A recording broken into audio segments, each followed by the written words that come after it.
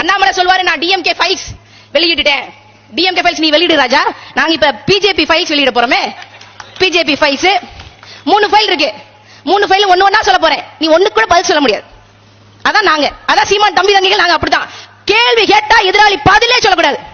பதிலே சொல்ல, மோடியில இருந்து கீழே இருக்கக்கூடிய பாஜக சங்கி நிர்வாகி வரைக்கும் எவனுமே பதில் சொல்ல முடியாது. நான் சொல்றேன் பாருங்க, 2014ஆம் ஆண்டு மோடி இந்திய ஒன்றியத்தின் ஆட்சி அதிகாரத்தை பிடிக்கிறாரு. கல்லா கட்டல. 2016ஆம் ஆண்டு 500 ரூபாய் 1000 ரூபாய் தால செல்லாதுன்னு அறிவிச்சாங்க, ஆகல. 2017ஆம் ஆண்டு ஜிஎஸ்டி கொண்டு வராங்க, கதையாகல. அப்பதான் ஒரு புது சட்டம் கொண்டு வராங்க, தி ஃபினான்ஸ் ஆக்ட் 2017 கொண்டு வராங்க. இந்த சட்டத்தை பத்தி யாருக்கும் தெரியாது, அதான் அதுல இருக்கிற ட்ரிக்கே.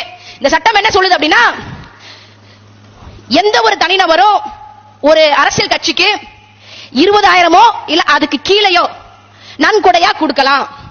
அந்த பத்திரத்துல நன்கொடை கொடுக்கக்கூடிய தனிநபருடைய பெயரோ முகவரியோ இவ்வளவு ஏங்க பான் கார்டு நம்பர் கூட தேவையில்லைன்னு ஒரு சட்டம் ஏற்றாங்க.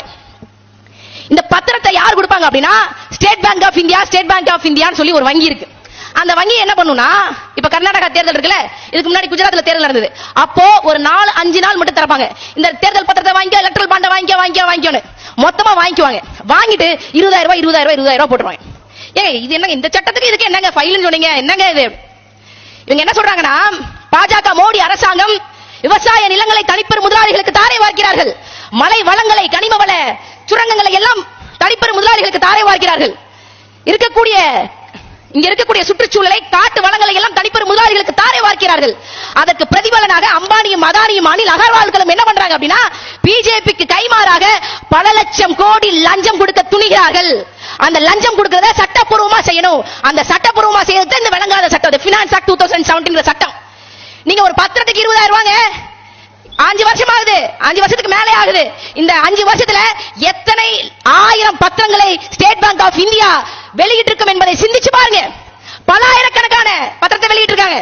ஒரு பத்திரத்துக்கு 20,000 பிஜேபி எத்தனை லட்சம் கோடிக்கு அதிபதியாக இருக்கும். நான் இதை சும்மா சொல்ல, இந்த சட்டம் வந்து 2017, அடுத்த ஆண்டு 2018 பிஜேபி தலைநகரம் தில்லியில மிகப்பெரிய ஒரு தலைமை அலுவலகத்தை கட்டுறாங்க. எவ்வளவு தெரியுமா சதுர அடி? சொல்லுங்க, எவ்வளவு சதுர அடிக்கு கட்டியிருப்பாங்க? 1.25 லட்சம் சதுர அடிக்கு பிஜேபி தன்னுடைய தலைமை அலுவலகத்தை தலைநகரம் டெல்லியில கெட்டுது. 1.25 லட்சம் சதுர அடினா எவ்வளவு தெரியுமா? 4 ஏக்கரா. ஒரு ஏக்கராக்கு 100 சென்ட், அப்ப 4 ஏக்கராக்கு 400 சென்ட். அப்ப எவ்வளவு? ஒரு பத்திரத்துக்கு 20,000 கோடி. பல ஆயிரம் பத்திரத்தை கொடுத்து பல லட்சம் கோடி பிஜேபி கிட்ட இருக்குது. இவ என்ன சொல்றாங்க? உலக ஆய்வு சொல்லுது, உலகத்திலே மிகப்பெரிய தலைமை அலுவலகம் இருக்கக்கூடிய பொலிட்டிக்கல் பார்ட்டி அது பிஜேபி தான். அடிச்சு சொல்றான். சமீபத்தில் வந்த ஆய்வு சொல்லுது, பிஜேபி தாங்க இந்தியாவில் இருக்கக்கூடிய மிகப்பெரிய பணக்கார தேசிய கட்சி பிஜேபி தான் சொல்றான். இங்க உள்ள பிஜேபி தலைவர்கள் சொல்லுவாங்க, எங்க மோடி ஆட்சியில ஊழலே கிடையாது தெரியுமா, ஊழல் குற்றச்சாட்டுனா என்னன்னே தெரியாது தெரியுமா அப்படின்னு. அதான் ஊழலை சட்டப்பூர்வமா ஆக்கி வச்சிருக்க. எனக்கு இருக்கா? ஊழலை சட்டப்பூர்வமா ஆக்கி வச்சதுக்கு அப்புறம் ஊழல் இல்ல ஊழல் இல்லன்னு சொல்லி கேரளமா சொல்லிட்டு இருக்கேன். இதையெல்லாம் கேட்க வேண்டிய பொறுப்பு தகுதி யாருக்கு இருக்கிறது? பிஜேபி எதிர்ப்பேன் என்ற ஆட்சிக்கு வந்து திமுகவுக்கு இருக்கிறது. சாதாரண நாம் தமிழர் கட்சி பொறுப்பாளர் நானே, எனக்கு தெரியும் போது திமுக இருக்கக்கூடிய அதிமேதாவிகளுக்கு தெரியாதா? தெரியும். தேசிய கட்சியில் மிகப்பெரிய பணக்கார கட்சி பிஜேபி, மாநில கட்சியில் மிகப்பெரிய பணக்கார கட்சி திமுக. இவ்வளவுதான். ஒரே சட்டம், 2 பேருக்கு பங்கு போட்டுக்கிட்டான். இது ஃபைல் நம்பர் 1. இதுக்கு யாராவது ஒரு பிஜேபி பொறுப்பாளர் இங்க குறிப்பெடுத்துக் கொண்டு இருக்கக்கூடிய இன்டெலிஜென்ஸ் லூக்ஸ், ஐஎஸ் உளவுத்துறை அதிகாரிகள் நேரடியா நான் பேசக்கூடிய எல்லாத்தையும் நீ மோடிக்கே போட்டுவிடு, வாயை திறக்க மாட்டாப்ல. அடுத்த ஒரு சட்டம், பிஎம் கேர்ஸ் ஃபண்ட். எங்கள் அண்ணன் செந்தமிழன் சீமான் அவர்கள் பல மாதங்களுக்கு முன்னாடி கேட்டார், பிஎம் கேர்ஸ் ஒரு நிதியை கொண்டு வந்தீல அது எங்க போச்சுன்னு சொல்லியான்னு எங்கள் அண்ணன் செந்தமிழன் சீமான் அவர்கள் கேட்டாரு. என்ன பண்ணா, படா படா தேஷ் மே இந்துஸ்தானே மித்ரான், அவன் கத்துறான் போது நம்ம கொஞ்சம் இருந்திருக்கணும். அவன் என்ன பண்ணான், கொரோனா வருது, நான் பிஎம் கேர்ஸ் ஒரு நிதியை கொண்டு வரேன், எல்லாரும் எனக்கு அதுல பங்கு போடுங்க அப்படின்ட்டான். இங்க இருக்கக்கூடிய நடிகர்கள், நடிகைகள், பெரிய பெரிய தொழிலதிபர்கள், இந்த முக்கியமா இந்த தேச பக்தால்ஸ் கூட கூட கூட கூட ஓடிட்டே இருப்பாங்க. இந்த தேச பக்தால்ஸ் என்ன பண்ணிட்டானா, மோடிஜியே கேட்கிறான்னு சொல்லி அள்ளி கொடுத்துட்டான். 2வது கொரோனா வருது. 2வது கொரோனா வரும்போது என்ன ஆகுது அப்படின்னா, சிலிண்டருக்கே வக்கில்ல. இந்த நாடு விடுதலை அடைந்து 70 ஆண்டுகளுக்கு மேல ஆக போது, ஆக்சிஜன் சிலிண்டர் வாங்குறதுக்கு துப்பு இல்ல. சிலிண்டர் வாங்குறது துப்பு இல்லையா, பிஎம் கேர்ஸ் ஃபண்ட் எடுத்துக்கூடிய அப்படின்னா அது பிரதமர் அமைச்சருடைய தனிப்பட்ட சொத்துங்க. அதை பத்தி நீங்க கேள்வி கேட்காதீங்க. சொன்னது யாரு? பிரதம அமைச்சரின் அலுவலகம். வெளிப்படையாக அநீதிகளால் கட்டமைக்கப்பட்ட அரசாங்கம் மோடி அரசாங்கம். இதுக்கு அண்ணாமலை பதில் சொல்வாரா? இல்ல வேற யாராவது பதில் சொல்லுவாங்களா?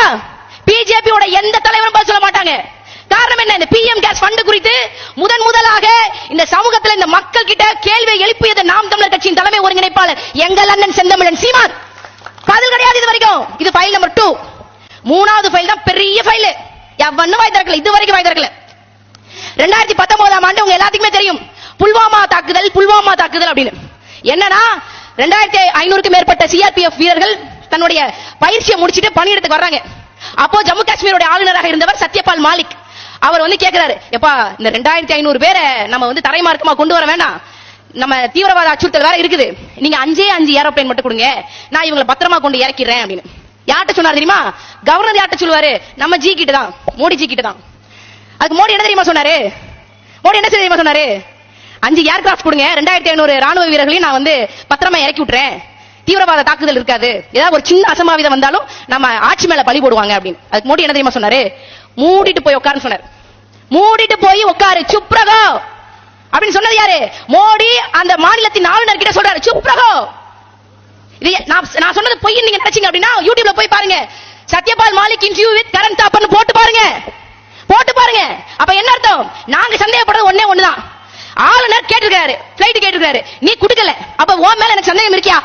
ஓ மேல சந்தேகம் இருக்கு. நீ என்ன பண்ண? 40 புல்வாமாவுல 40 சிஆர்பிஎஃப் வீரர்கள் செத்து போனதுக்கு அப்புறம் அவர்களை வைத்து 2019 பொது தேர்தலை சந்திச்ச.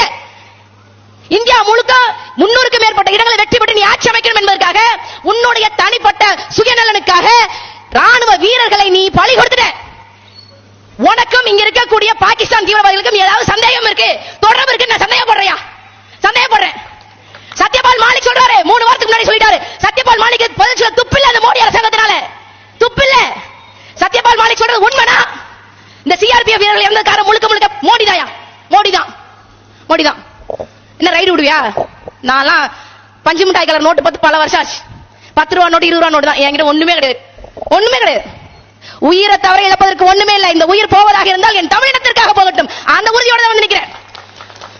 ராணுவ வீரர்களை உன் தனிப்பட்ட சுயநலத்துக்காக அழித்து விட்டு நீ தேர்தலில் நின்று வெற்றி பெற்றா நீ இந்திய நாட்டின் பிரதமராக இருப்பதற்கு தகுதியற்றவன். இதை இந்த நாட்டில் நாம் தமிழர் கட்சி மேடையை தவிர எவரும் எந்த மேடையை பதிவு செய்யாது. சவால். காங்கிரஸ் பதிவு செய்யுமா? திமுக பதிவு செய்யுமா? பயம் சேமிச்சு வச்சிருக்காங்க. பயம் எங்களுக்கு சேமிக்கிறதுக்கு ஒண்ணுமில்ல. மக்களின் போராட்டத்தை தவிர, மக்களின் ஆதங்கங்களை தவிர நாம் தமிழர் கட்சி உறவுகளுக்கு சேமிப்பதற்கு ஒண்ணுமே கிடையாது. அதனால தைரியமா சொல்றேன், நீ இந்த நாட்டின் பிரதமராக இருப்பதற்கு தகுதியற்றவன். பாஜக என்கின்ற கட்சியை இந்திய மக்கள் ஒட்டுமொத்தமாக புறக்கணிக்க வேண்டும். இது நாம் தமிழர் கட்சி வெளியின்ற 3வது ஃபைல். இதுக்கு எவனுக்காவது பதில் சொல்றதுக்கு துப்பு இருக்காயா? பிஜேபி எதிர்ப்பு இப்படி இருக்கணும். பிஜேபி எதிர்ப்பு இந்த 3 ஃபைல்ஸுக்கு எந்த பிஜேபி தலைவராவது, எந்த பிஜேபி பொறுப்பாளராவது பதில் சொல்ல மாட்டான்.